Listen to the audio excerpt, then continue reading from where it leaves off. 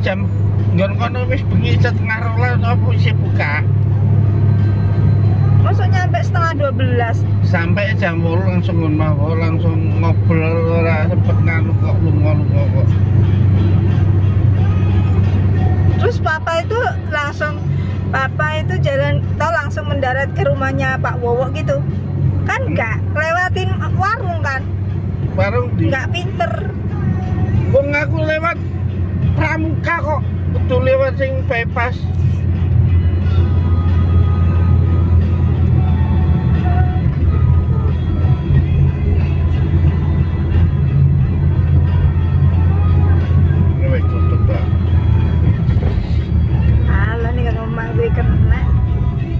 Rumahnya cedak orang yang Amerika.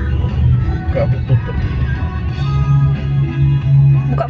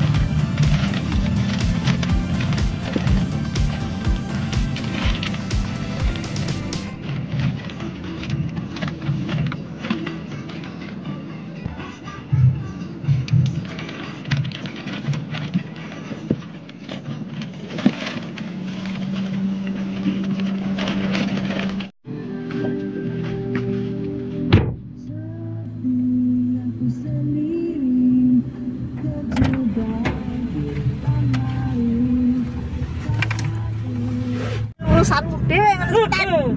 Ren. Cepetan. Ya urusanmu dhewe.